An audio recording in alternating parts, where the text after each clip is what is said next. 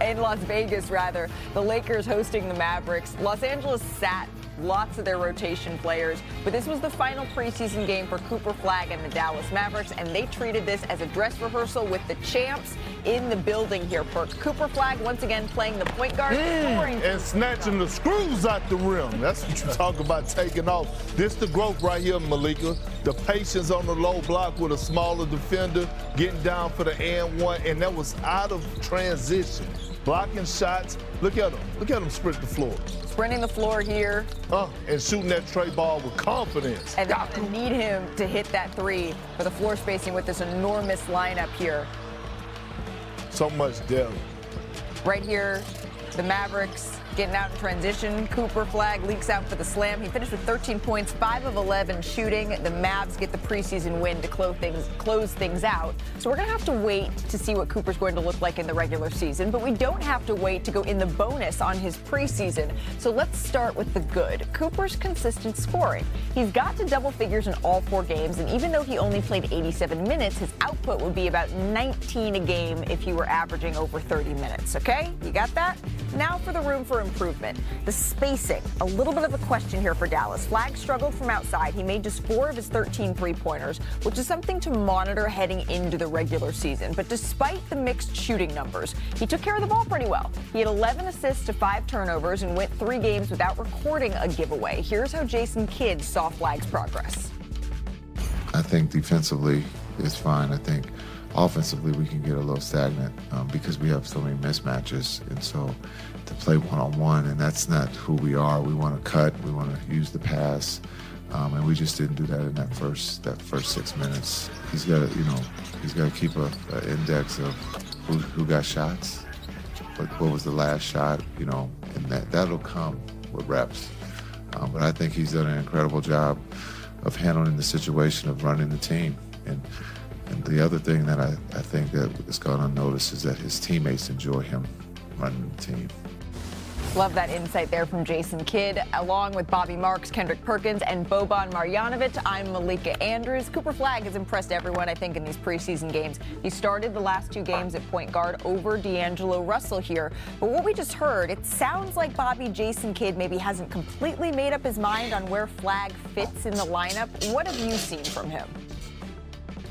Yeah, I mean, I would probably give it an incomplete right now, just going back from Summer League to right now. I think the beauty of where Dallas is, as we've talked about their depth, it gives Jason Kidd so many different lineups to experiment. And I think the best thing for Dallas, don't be afraid to fail experimenting with lineups. That means whether it be starting D'Angelo Russell or starting PJ Washington.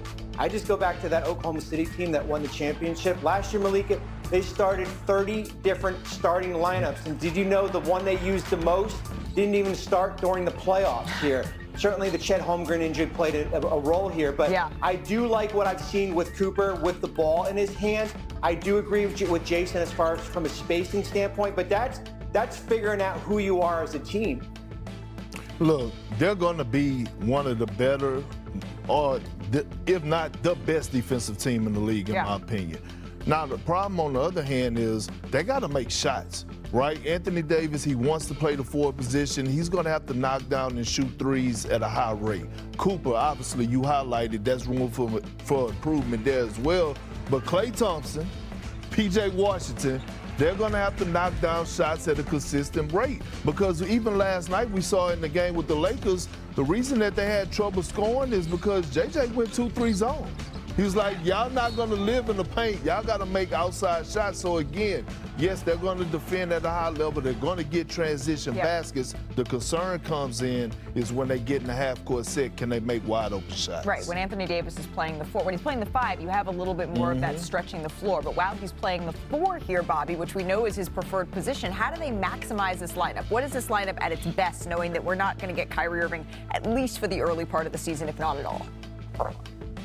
Well, you know how you maximize it on the defensive end. I mean, did you see how big this team is last night when you basically had Cooper at at point guard, who's 6'8", 6'9", and then PJ and the 2 7-footers with AD and Derek Lively. I think that will allow them to get out and run a little bit more, open up the offense here based on what they do on defense. And defense is the vision, right? That's what Nico Harrison was preaching when he made the trade for Luka Doncic and brought in Anthony Davis. But at the end of the day, you're asking, although Cooper Flagg has been tremendous, he's been sensational in the preseason, you're asking an 18-year-old kid, the youngest player in the NBA, to come in, to play out of his normal position, to try organizing the offense and having the ball in your hands a whole lot more for a team that going to the finals isn't enough. You have to win it all, and that is a huge task to put on an 18-year-old's shoulders. What were you doing when you were 18, Boban? When I was 18, I played World Championship with Steph Curry. It was really long time ago. People really don't blame. When you have 18 year, you try to make mistake. You will make mistake. You always make mistake. Yeah. It's a part of the life. When you work, it's you make mistake. Everybody make mistake, and he's super young. I think they try to put him on a different position to try him what he can do, and he can do a lot. Yeah, absolutely. And we've seen that he can do a lot for a Dallas Mavericks organization that has a ton of expectations this season. It's just a Herculean task. So that's Dallas's side of this preseason tilt. As for the Lakers, we expect to see Luka in their last preseason game on Friday, but LeBron James has already been ruled out for the start of the regular season with sciatica on his right side. Now, the Lakers announced that he would be reevaluated 2 to 3 weeks from now, but the timeline for his return, it is starting to crystallize. So for more, we welcome in our senior insider, Shams Charania. Shams, what details do you have on when we could see LeBron return to the floor and what that process is going to look like for him? Malik, I'm told LeBron and the Lakers are beginning to look at around mid-November as a realistic potential return and debut for him. October 30th is the soonest they're going to officially reevaluate LeBron James, but it's expected he's going to need some time, probably a couple weeks, 3 weeks after that point. And one thing to keep in mind here with this return process from injury is a source told me this week that LeBron will be taking a patient approach from the rehab with this nerve issue that he's had. And you think about the ramp-up period that he's going to need to get into basketball conditioning, to get into the proper shape that we're accustomed to from LeBron James, because this was not a routine offseason for him. He had this first nerve issue start to develop and occur in late July, early August. And so it's been really an uphill battle since that point.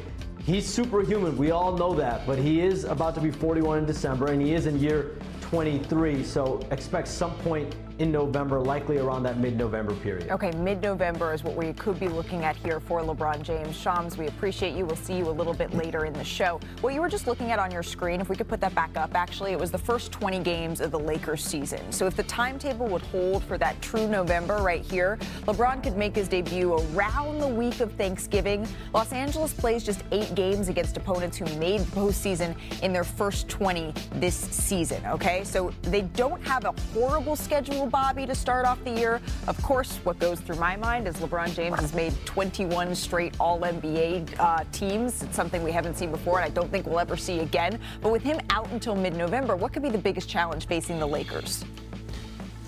I think it's going to be offensively here. I think how do you replace a player that scored in the mid-20s consistently every year here? And when you look at what the Lakers tried doing last night is they basically have been trying to force feed Dalton Connect and trying to give him a bigger role here, and he has certainly been inconsistent. I think you know what you're going to get with Luka every night, and you do know what you're going to get with Austin Reeves.